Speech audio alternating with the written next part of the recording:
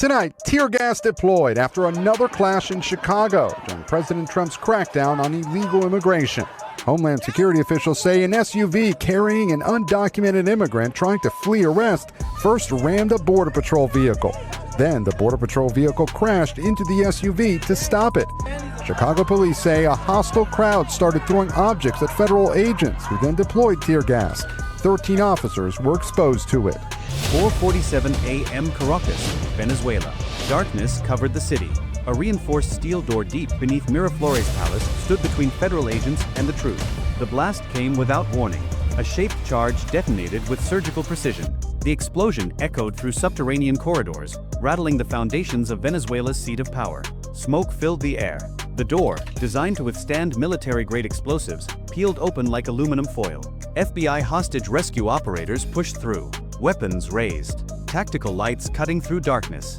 What they found would rewrite everything we thought we knew about Venezuela. 15 tons of pure cocaine, hidden in a bunker beneath the presidential palace. The largest single drug seizure in Latin American history. But the drugs were only the beginning. If you want the full truth about what happened next, hit like so this story reaches more people. The operation began hours earlier. Delta Force had already extracted Maduro and his wife Cilia Flores from the upper floors. While those high-value targets were being transferred to a U.S. Navy vessel offshore, another phase was just beginning. This phase wasn't about commandos. It was about investigators, evidence collection kits, building prosecutable cases that would stand up in federal court. The intelligence leading agents to this bunker had been developed over years. The Drug Enforcement Administration's Special Operations Division, working with the CIA's Counter-Narcotics Center, had been tracking something called the Cartel de los Soles since the early 2000s. The cartel was named after the sun insignia worn by Venezuelan generals. But this wasn't a traditional drug trafficking organization. This was the government itself, operating as a criminal enterprise. DEA analysts at the Miami Field Division had spent years following the money. Bank records obtained through international subpoenas showed billions flowing from Venezuelan government accounts into shell companies. Registered in Panama, the British Virgin Islands, Cyprus. These shell companies purchased luxury real estate, private jets, yachts, exotic cars. They invested in casinos, nightclubs, shopping malls. The evidence was circumstantial until late 2024. A Venezuelan army colonel named Alejandro Granados, facing drug trafficking charges in the Southern District of Florida, decided to cooperate. Granados had been arrested in Colombia, attempting to broker a deal for 500 kilograms of cocaine destined for the United States. Rather than face a mandatory minimum of 10 years, he talked. What Granados told DEA agents was extraordinary. He described how cocaine produced in FARC-controlled territories in Colombia was transported into Venezuela with Venezuelan military assistance. The National Guard, responsible for border security, provided armed escorts for drug convoys. Military aircraft transported cocaine from clandestine airstrips to departure points on the Caribbean coast. And most significantly, Granados described a vast underground facility beneath Flores Palace. A facility where cocaine was stored before being shipped to international markets. Comment exposed below if you're ready to see how deep this goes. He said the bunker was managed directly by senior officials in Maduro's government. Diosdado Cabello, the regime's number 2. Tarek El-Assami, a former vice president with deep ties to Hezbollah and Iranian intelligence. Initially, some DEA supervisors were skeptical. A cocaine storage facility beneath the presidential palace? It sounded like fiction. But Granados provided details that could be verified. He described the bunker's layout, its security systems, its ventilation infrastructure. He provided names of military officers who had access. He described specific shipments that aligned with DEA intelligence on cocaine seizures in other countries. The CIA began collecting corroborating evidence. Satellite imagery showed construction activity around Flores Palace in 2008 and 2009, during Hugo Chávez's presidency. The patterns were consistent with underground excavation. Signals intelligence picked up coded radio transmissions, references to the vault and the basement. And most compellingly, the CIA had a source inside Venezuelan military intelligence who confirmed the bunker's existence. By early 2025, the intelligence picture was clear. The DEA began planning for the possibility of securing the bunker if an opportunity arose. That opportunity came on January 3, 2026, when U.S. military forces launched Operation Absolute Resolve to capture Maduro. The team assigned to clear and search the bunker was unlike any other element in the operation. It was led by Special Agent Miguel Ortega, a 25-year DEA veteran who had spent his entire career working narcotics cases in Latin America. Ortega had been involved in operations against the Medellin cartel, the Cali cartel, and later the Mexican cartels. He understood that securing the bunker wasn't just about seizing drugs. It was about collecting evidence that would be admissible in court. Accompanying Ortega were DEA forensic chemists, FBI evidence technicians, IRS criminal investigators specializing in money laundering, and Justice Department prosecutors. They were protected by FBI hostage rescue operators and Marine raiders cross-trained in sensitive site exploitation. The team entered Miraflores Palace at 4:30 a.m. Delta Force had already secured the building. The palace was eerily quiet. Lights on in some hallways, off in others. Papers scattered across desks where staffers had fled in panic. In Maduro's personal office, a television was still on, tuned to a Venezuelan state news channel playing patriotic music and showing file footage of Hugo Chavez. Type yes if you're ready to see what they found. Granados had described the bunker entrance as being located in a storage room adjacent to the palace's main kitchen, concealed behind a false wall. The team found the room exactly where he said it would be. At first glance, it appeared ordinary, a storage area filled with canned goods, bottled water, cleaning supplies. But when an FBI technician used portable ground-penetrating radar to scan the walls, the device detected a large void space behind the northern wall. The false wall was constructed from reinforced concrete, designed to look like ordinary painted cinder blocks. Almost impossible to detect visually. But the radar didn't lie. Behind that wall was empty space, and below that space, a stairwell leading down. The breach was methodical. Rather than blowing the wall apart, which could damage evidence or trigger booby traps, the team used diamond-tipped cutting saws and hydraulic spreaders. It took nearly 30 minutes. When the section of wall was finally removed, the entrance to the bunker complex was revealed. Beyond the false wall was a steel security door, electronic keypad lock. This was serious hardware, the kind of door protecting bank vaults or military command centers. The keypad required a 6-digit code. The team didn't have the code, but they didn't need it. An FBI technical operations specialist attached a bypass device to the lock's control panel, essentially hot wiring the mechanism. The lock clicked open. The stairwell descended approximately 40 feet below ground level. The walls were concrete reinforced with steel rebar. LED strips along the ceiling provided lighting, powered by an independent electrical system with battery backup. This wasn't hasty construction. This was a professionally engineered facility that had cost millions to build. At the bottom of the stairs was another security door, even more formidable than the first. Blast-resistant, designed to withstand military-grade explosives. The team used a shaped charge to defeat it, placing the explosive in a precise pattern that would direct blast energy into the locking mechanism while minimizing collateral damage. The explosion was deafening in the confined space. When the smoke cleared, the door hung awkwardly on its hinges. The lock assembly completely destroyed. FBI operators pushed through, weapons raised, tactical lights mounted on rifles. What they found took their breath away. Share this so more communities understand what happened. The bunker was vast, approximately 5,000 square feet, divided into multiple chambers. The main chamber was a storage area, filled floor to ceiling with bricks of cocaine. Not bags, not bundles, bricks. Individually wrapped kilogram packages stacked on industrial metal shelving units that reached nearly to the ceiling. Each brick wrapped in brown packing tape and stamped with a logo, a scorpion inside a circle. DEA agents recognized the marking immediately. It was the symbol of Los Escorpions, a Colombian trafficking organization based in Norte de Santander region near the Venezuelan border. Los Escorpions were known to produce some of the highest purity cocaine in South America, typically testing at 92 to 95% pure. The team began the painstaking process of documenting and counting. Each brick photographed in place before being moved. Each stack measured and inventoried. DEA forensic chemists took samples from random packages for field testing, confirming the substance was cocaine, beginning the process of determining its purity. The numbers were staggering. Initial estimates suggested approximately 15,000 kilograms of cocaine in the bunker, 15 metric tons. At wholesale prices in the United States, that quantity had a street value exceeding $450 million. But the significance went far beyond the dollar amount. 15 tons of cocaine doesn't just appear. It represents months of production across multiple cocaine laboratories, the cultivation of thousands of acres of coca plants, a sophisticated logistics network capable of transporting multi-ton quantities across international borders. And most importantly, it represents the involvement of state-level actors, with the resources and authority to move that much contraband without detection. Comment justice if you believe accountability matters. In one corner of the main chamber, investigators found something even more disturbing: manufacturing equipment. Industrial-grade scales capable of weighing packages up to 100 kilograms. Vacuum sealing machines used to package cocaine for maritime transport. Hydraulic presses used to compress cocaine powder into bricks. Chemicals used to process and purify cocaine. Hydrochloric acid, acetone, ether.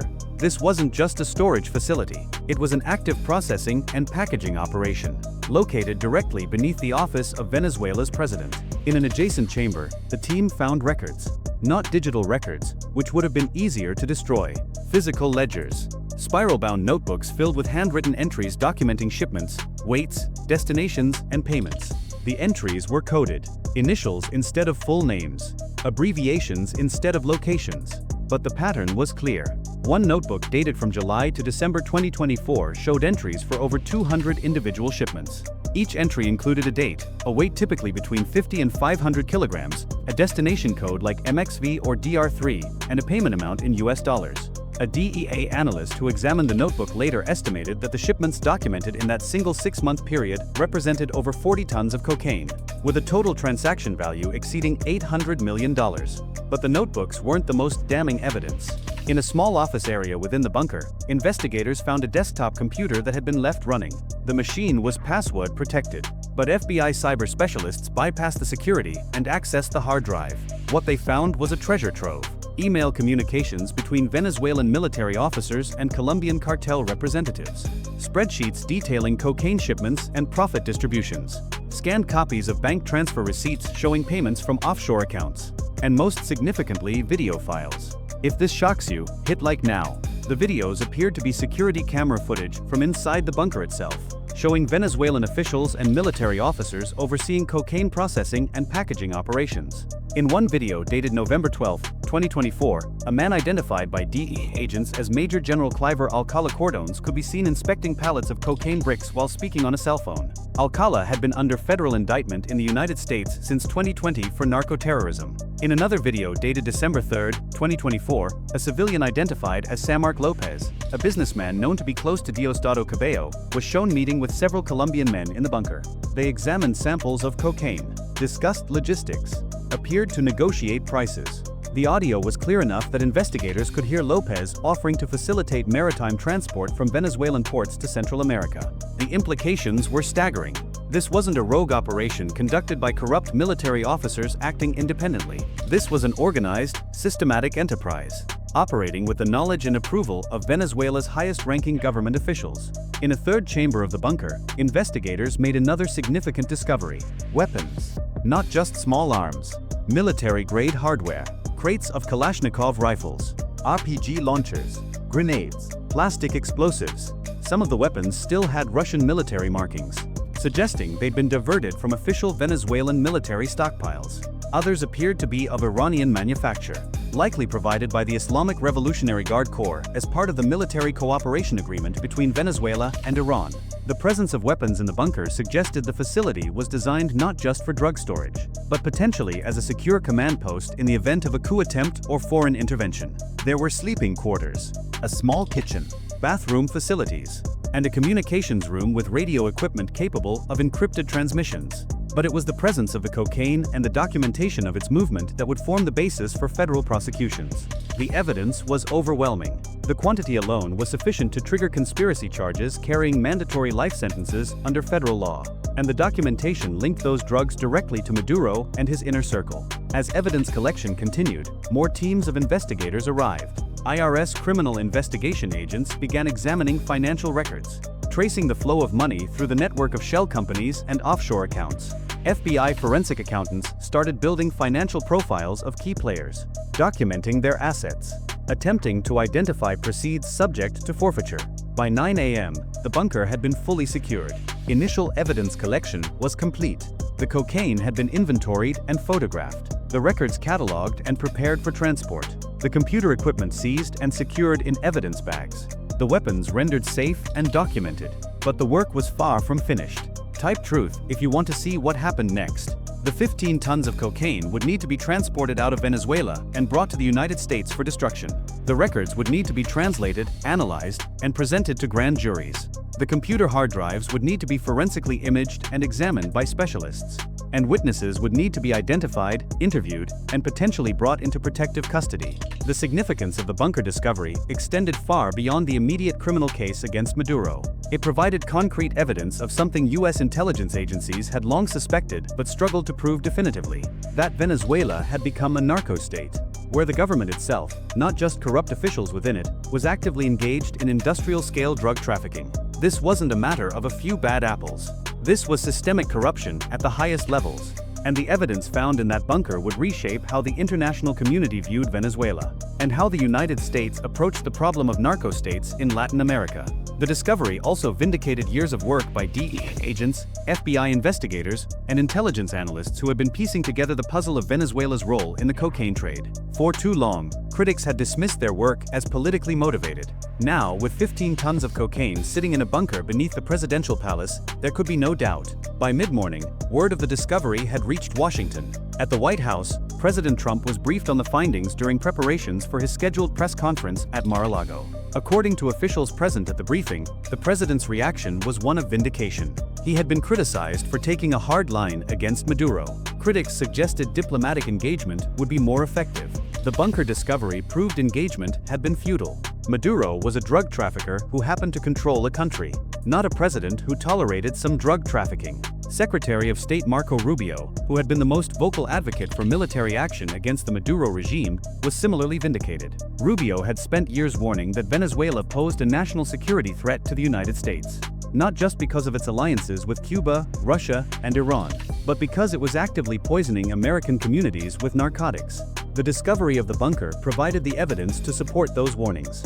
Share this video before it gets buried. At DEA headquarters in Arlington, Virginia, the mood was jubilant. Special agents who had spent years investigating the cartel de los Soles, often working with limited resources and facing bureaucratic obstacles, finally had the smoking gun they needed. The bunker wasn't just evidence.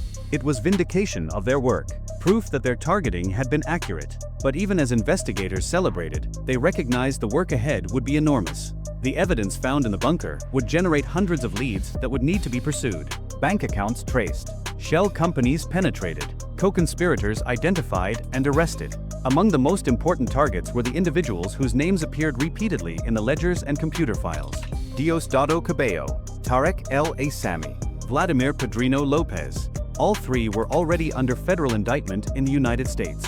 But the bunker evidence provided additional charges, and more importantly, additional leverage. Cabello, the regime's number 2 and head of the National Constituent Assembly, had long been suspected of being the operational leader of the cartel de los Soles. The bunker evidence confirmed it. His name appeared dozens of times in the ledgers, always in connection with large shipments and substantial payments. DEA analysts estimated that Cabello had personally profited to the tune of over $2 billion from cocaine trafficking over the past decade. El Aissami, a former vice president and interior minister, was even more dangerous. His connections to Hezbollah and Iranian intelligence made him not just a drug trafficker, but a potential national security threat. The bunker evidence showed El Aissami had used drug proceeds to finance weapons purchases and to fund Hezbollah operations in Latin America. He wasn't just enriching himself. He was using drug money to support terrorism. Padrino Lopez, the defense minister who had appeared on Venezuelan television calling for resistance to the American operation, was revealed to be deeply complicit. His signature appeared on military transport documents, authorizing the movement of humanitarian supplies that, according to the ledgers, were actually cocaine shipments. He had used his position to turn the Venezuelan military into a logistics company for the cartel. Comment your reaction below if this shocks you. But beyond these high-profile targets, the evidence implicated dozens of other Venezuelan officials: generals, admirals, governors, mayors, bureaucrats. Some had directly participated in trafficking. Others had taken bribes to look the other way. Still others had provided logistical support, falsifying customs documents, providing intelligence on law enforcement operations. The scope of the corruption was breathtaking. It wasn't just a few officials. It was an entire system, a parallel government that existed alongside the official state apparatus. but operated according to criminal rather than legal principles. As the day progressed, additional details about the bunker began to emerge.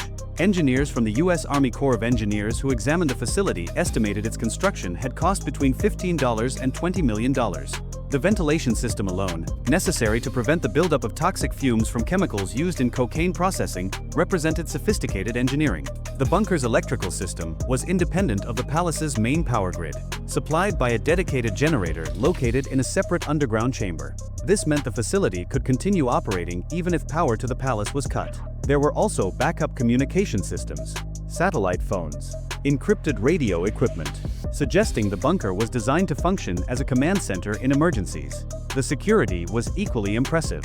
In addition to the blast-resistant doors, the bunker was equipped with a biometric access control system requiring fingerprint scans for entry. The system's database, recovered from computer equipment, contained fingerprint records of 47 individuals who had been authorized to access the facility. DEA agents were matching those prints to known individuals. Preliminary analysis suggested they included senior military officers, government officials, and Colombian cartel representatives. Perhaps most telling was the presence of a sophisticated air filtration system, designed to prevent detection by drug-sniffing dogs or chemical sensors. The system used activated carbon filters to scrub the air of cocaine particulates before venting it to the surface. This level of counter-detection engineering suggested the bunker's operators were aware of law enforcement techniques and had taken specific measures to defeat them. Hit subscribe so you don't miss what happens next. The discovery of the bunker also raised questions about how long it had been in operation. Based on construction techniques and materials, engineers estimated the facility had been built sometime between 2008 and 2010, during Hugo Chávez's presidency. This suggested the Cartel de los Soles predated Maduro's rise to power, that Maduro had inherited and then expanded a criminal enterprise established by his predecessor. This was significant because it reframed the narrative about Venezuela's descent into narco-statehood. It wasn't just about Maduro. It was about the entire Chavista project. The socialist revolution Chávez had launched in 1999. That revolution, which had promised to lift up the poor and challenge American imperialism, had instead created a kleptocratic narco-state that enriched a small elite while impoverishing millions. The evidence also shed light on Venezuela's relationships with other hostile states. Iranian involvement was particularly concerning. Among items found in the bunker were instruction manuals in Farsi with Spanish translations for operating various pieces of equipment. The presence of these manuals suggested Iranian technical advisors had been directly involved in setting up the facility. This aligned with other intelligence suggesting Iran had been using Venezuela as a base for intelligence operations and weapons smuggling in the Western Hemisphere. The Islamic Revolutionary Guard Corps had established a significant presence in Venezuela, training regime security forces, providing technical assistance for military and intelligence projects. The bunker appeared to be one such project. Cuban involvement was also evident. Among records found in the bunker were communications with Cuban intelligence officers, who appeared to be providing counterintelligence support, helping the regime identify and neutralize potential informants within the military and government. The Cubans weren't directly involved in drug trafficking, but they were helping to protect the operation from detection and disruption. If you believe justice is worth fighting for, comment justice below. As evidence collection entered its second day, the logistical challenges of removing 15 tons of cocaine from Venezuela became apparent. The drugs couldn't simply be destroyed in place. They needed to be preserved as evidence for trial. And they couldn't be left in Venezuela, where there was risk they could be stolen or tampered with. The solution was to airlift the cocaine out using military transport aircraft. C-17 Globemasters, the same aircraft that had brought in assault forces, were used to fly the cocaine to the United States. Each kilogram was individually documented, photographed, placed in evidence bags. The bags were loaded into sealed containers, which were loaded onto aircraft under armed guard. The flights took place over a 48-hour period. The cocaine transported to a secure DEA facility in Florida, where it would be stored pending trial. The operation required extraordinary security measures. Each aircraft was escorted by fighter jets, each container equipped with tamper-evident seals and GPS tracking devices. Each shipment accompanied by a team of federal agents maintaining chain of custody documentation. The destruction of the cocaine, once trials were complete, would itself be a major operation. 15 tons couldn't just be flushed down a drain or burned in an incinerator. It would need to be destroyed using specialized equipment at a secure facility, with environmental safeguards to prevent contamination. But before any of that could happen, the cocaine would serve as evidence in what promised to be one of the most significant narco-trafficking trials in American history. Federal prosecutors in the Southern District of New York, which had taken the lead on the case against Maduro, were already preparing indictments. Charges would include narco-terrorism, conspiracy to import cocaine, conspiracy to use weapons in furtherance of drug trafficking, money laundering. The penalties were severe. Narco-terrorism alone carried a mandatory minimum sentence of 20 years and a maximum of life in federal prison. When combined with other charges, Maduro was facing the prospect of spending the rest of his life behind bars. But the legal case against Maduro was about more than punishment. It was about accountability. For years, Maduro had acted with impunity, believing his control of Venezuela's government made him untouchable. He had ordered murders of political opponents, torture of dissidents, imprisonment of journalists. He had stolen billions from the Venezuelan people while they starved, and he had flooded American communities with poison.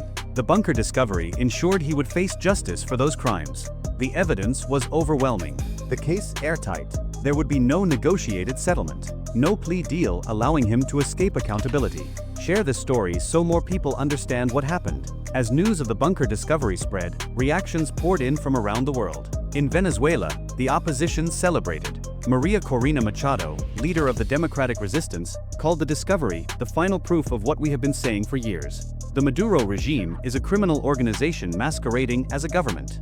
In the United States, lawmakers from both parties praised the operation.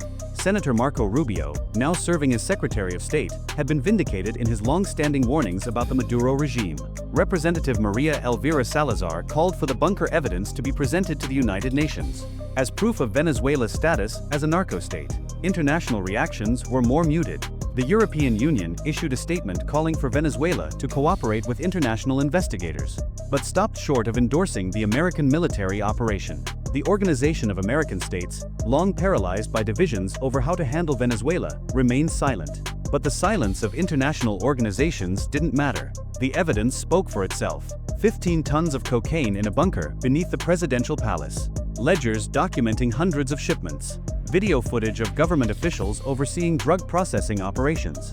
The case against the Maduro regime was now beyond dispute. For the investigators who had spent years pursuing the cartel de los Sols, the bunker discovery was the culmination of their work. It validated their theories, confirmed their intelligence, provided the evidence needed to dismantle one of the most dangerous narco-trafficking organizations in history. But even as they celebrated, they recognized the work was far from over. The cartel's networks extended across Latin America, into the United States, Europe, and beyond. Dozens of co-conspirators remained at large. Billions of dollars in drug proceeds were still hidden in offshore accounts and real estate investments. The bunker was a beginning, not an end. It was the first domino in what would be a years-long effort to dismantle the infrastructure of the narco-state Venezuela had become. But it was a critical beginning, and it sent an unmistakable message to narco-traffickers everywhere. There is no bunker deep enough, no palace secure enough to protect you from American justice. The fight continues. The evidence is overwhelming, and accountability is coming. Hit like if you believe this story matters. Comment what you think should happen next. Subscribe so you don't miss the next chapter in this investigation, because this is only the beginning.